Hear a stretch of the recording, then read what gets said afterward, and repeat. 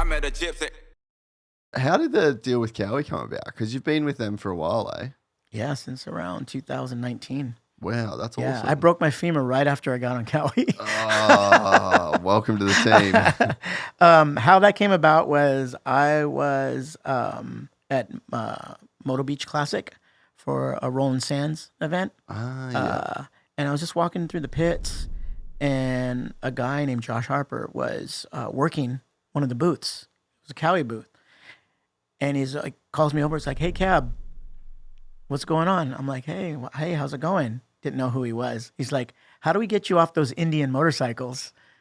You know, I'm like, what do you mean? He's like, how can we get you on our brand? I go, well, free motorcycle's a free motorcycle. That's one way to start. Yeah. And he's like, well, what do we have that you might want to ride? And I was riding a KTM 350 at the time. Oh, lovely. And, you know, I love that bike. That bike really helped me make the transition from 250 to 450. Yeah. There was that in between. Yeah. And I gotten to a point where I was like, I loving my 350, but then I was still getting roosted so hard by 450s. And I could never, I just felt like, you know what, if I just got a 450, I could do the same thing back to those dudes I'm trying to pass, you know, because it hurts. You know, 450 Yeah. roost hurts. Yes, it you know, does. when I'm like getting serious about riding, you'll see the chest protector go on. Yeah. But if I'm just kind of cruising, I just kind of leave it off. But if I want to get behind someone and pass someone, you have to be in that roost for a long time. You have to go through that pain to get past that person. I'm sure all the dudes, pro guys, are. Oh, all I the honestly time. can't. Like, I raced at Glen Helen a couple months ago for the Yeah. Blue Crew Invitational. Yeah. Bro, I was like, I didn't know it was a race. I thought it was just a ride day. Yeah. So I rocked up late, hadn't been riding. I was tired. And then I get there, do like 2 laps practice, and then okay, all right, your race is up in 15 minutes or whatever. Yeah. I had it's like zero preparation. So I'm like, right, I'm just going to go last off the start and I'm just going to like cruise around. And the fucking roost that was coming off even these slow old guys at the back going up those hills. So then I'm like, I need to go past these guys. And then every single person that I passed, the roost just got worse and worse and worse. I had like new boots, new bike. Dude, my bike was trash. My boots, all the paint come off the buckles. I'm like, how did the dudes at the top level do this for 30 minutes? Just get pumped. Yeah. And I'm sure the roost that's coming off Tomac's bike is a lot gnarlier than a 35 plus guy at Glen Helen. Long suffering, bro. Oh, dude. That takes a lot of patience. So yeah. So then I looked at what they had, the bikes on display, and there was a real nice 2019 Cowie 450, and I'm like, that bike would be awesome to ride. He's let me talk to the higher ups and see what we can do. And so there was some banter going on back and forth, and then A1 came up, and he calls me up and says, hey Cab, I want to invite you to the Cowie booth, and there's someone I want you to meet, and he's my boss, and he's going to be the one determining whether you're going to have a bike or not. Because he was trying to push outside the box of what how Cowie thinks to get outside influencers to help promote the brand. And he knew that I was an enthusiast, and I guess he was a huge fan back in the day as well. So then I go in the booth, and I meet this guy, Rick Perrin, and I go to shake his hand, and I go, hi, I'm Steve Caballero. And he's all, oh, yeah, I've met you before. And I'm like, oh, really? When? He's all, you came to an event in 2005 at in Sacramento. Was that track there? Hangtown.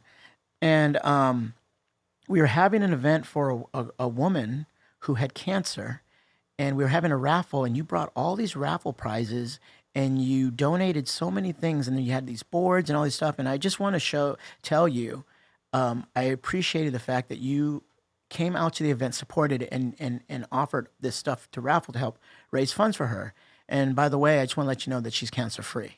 Oh, wow. Yeah. And then he goes, I just want to let you know I remember that. Right.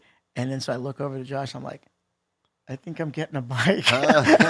So is this something that... Hey, you said you don't believe in karma. Well, it was a reaping what you sow. Yeah. You know, and so something that I had did, you know, what was it, 14 years ago? had an effect of what was going to happen to me that day.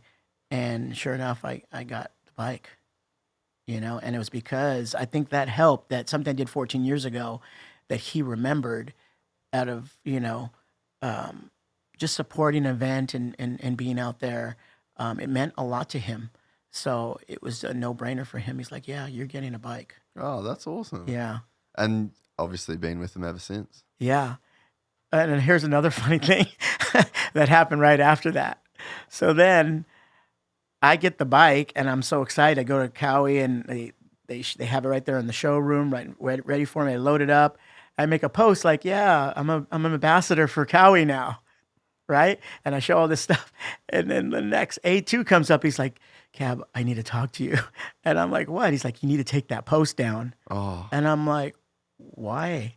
He said, you can't say ambassador. They really hold that as a high value. And Jeremy McGrath is our only ambassador for Cowie. And we're getting all these emails and phone calls like, did you fire Jeremy McGrath and like now Cab's your new ambassador? I'm like, I didn't know I did something wrong. Yeah. Because prior to that in 2005, so in 2005, I quit riding dirt bikes.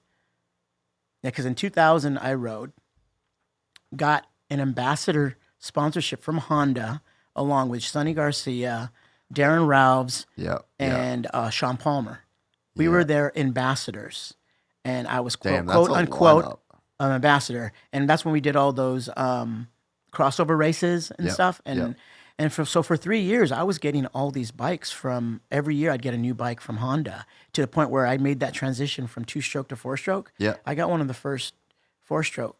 Oh, you know? wow. And so, and then after 3 years, they wanted to end it. And I said, okay. And then, so I was getting married at that time, and the bike was getting taken back. And instead of getting a new bike, I just stopped riding. And something was telling me in my heart, like, you know what?